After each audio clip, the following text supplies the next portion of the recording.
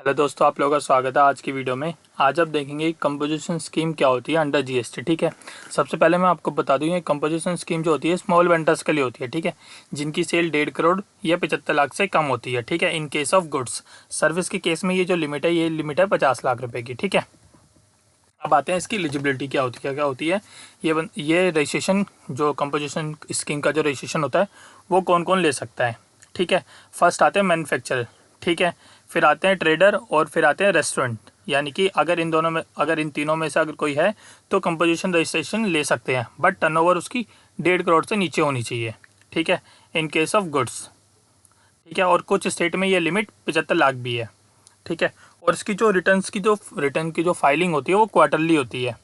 ठीक है, CUMP 08 भरना होता है इसके लिए, और इसकी एनुअली भी एक रिटर्न जाती है GSTR फॉर, वो हम बाद में देखेंगे। ठीक है, ये तो हो गया एलिजिबिलिटी कि कौन कौन रजिस्ट्रेशन ले सकता है कंपोजिशन स्कीम में।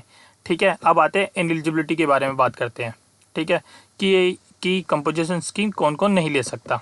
ठीक है, फर्स्ट आता है आइसक्रीम, पान मसाला एंड टम्बैको एंड मैन्युफैक्चर। यानी कि कोई सा भी पर्सन अगर इन चीज़ों में अगर डीलिंग करता है, ठीक है, तो वो कंपोजिशन स्कीम नहीं ले सकता। चाहे उसकी टर्नओवर चाहे 20 लाख हो चाहे 40 लाख रुपए हो, वो रजिस्ट्रेशन वो नहीं ले सकता कंपोजिशन स्कीम का। ठीक है, या अगर कोई बिजनेस ऐसा है जो इंटरस्टेट सप्लाई करता है तो उसके लिए कंपोजिशन स्कीम नहीं है। ठीक है, फिर आगे नॉन रेसिडेंट टैक्सेबल पर्सन। ठीक है, जिसका कोई प्लेस ऑफ बिजनेस इंडिया में होता ही नहीं है, तो वो बंदे भी रजिस्ट्रेशन नहीं ले सकते कंपोजिशन स्कीम के अंदर। ठीक है, फिर आते हैं ई-कॉमर्स प्लेटफॉर्म वाले, यानी कि जो ऑनलाइन सेल करते हैं, ये भी नहीं ले सकते। ये भी क्योंकि इनका भी है कि ये इनकी भी इंटरस्टेट सेल होती है किसी और स्टेट में, ये भी सेल करते हैं। ठीक है, ये बात होगी एलिजिबिलिटी और एलिजिबिलिटी के बारे में। ठीक है, कि कौन रजिस्ट्रेशन ले सकता है कौन नहीं ले सकता। अब आते हैं इसके रेट के बारे में कि कंपोजिशन स्कीम के अंदर टैक्स रेट क्या क्या होते हैं। ठीक है, और अब इसमें आता है कि मैन्युफैक्चरर के लिए जो रेट होता है टैक्स का, ठीक है, 1% रेट होता है। ठीक है, इसमें चाहे वो मैन्युफैक्चरर चाहे कुछ भी कर रहा हो, तो उसमें स्लैब रेट है सीधा 1%। ठीक है, अब आता है इन केस ऑफ ट्रेड और डीलर में। ठीक है, इस केस में भी आपके पास लगता है 1%। ठीक है, अब बात करते हैं हम रेस्टोरेंट, यानी कि रेस्टोरेंट वाले जो नॉन सर्विंग अल्कोहल है वाले हैं। ठीक है, उनके केस में आपके पास जो GST का जो रेट है कंपोजिशन स्कीम में वो है 5%। ठीक है, अब आते हैं सर्विस प्रोवाइडर, यानी कि सर्विस प्रोवाइडर मतलब इसके अंदर अगर कोई सा ब्यूटी प्रोडक्ट या अगर जैसे ब्यूटी पार्लर है, ठीक है, अगर उसकी टर्नओवर 50 से नीचे है तो ये कंपोजिशन स्कीम वो ले सकता है। उस केसेस में जो उनको जो टोटल रिसिप्ट का सिर्फ 6% उन्हें पे करना है।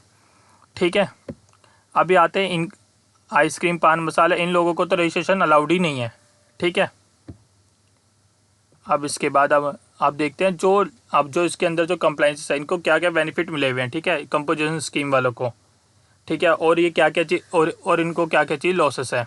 ठीक है, अब जो बेसिकली जो रहता है, अब इनके लिए लोअर टैक्स रेट रहता है, जो एक रेगुलर वाले के लिए जैसे 18% GST रहता है ट्रेडर के लिए नॉर्मल गुड्स पे, बट इनके केसेस में वो 1% रहता है। ठीक है, इनके लिए जो रिटर्न है वो सिंप्लीफाइड है, उनको सिर्फ एक ही रिटर्न भेजनी पड़ती है, वो भी चालान ही भेजना पड़ता है CUMP 08। और बेसिकली जो नॉर्मल रेगुलर टैक्स पेयर के लिए उसके लिए उसको पूरी B2B B2C exempt related supply HSN summary, उसको अपने पूरे बुक्स ऑफ अकाउंट पूरे देने होते हैं, पूरी सारे बिल्स की डिटेल देनी होती है। ठीक है, जिन बंदों ने अपना रेगुलर के अंदर रजिस्ट्रेशन कराना होता है। ठीक है, लेस कंप्लाइंसेस बर्डन, यानी कि इसके ऊपर जो लेस कंप्लाइंसेस इसलिए रहता है क्योंकि इसको क्वार्टर में एक ही रिटर्न भरनी होती है। उसमें भी इसे सिर्फ टोटल जो जितना इसके पास पैसा है उसका 6% या 1% या 3% उसका कुछ अमाउंट वो पे कर देता है टैक्स के रूप में। ठीक है, अब इसमें ये रहते हैं, अब इसके बाद बात करते हैं कि कंडीशन इसमें क्या क्या रहती है। ठीक है, ओनली आप इसके केस में सिर्फ इंटरस्टेट सप्लाई कर सकते हो।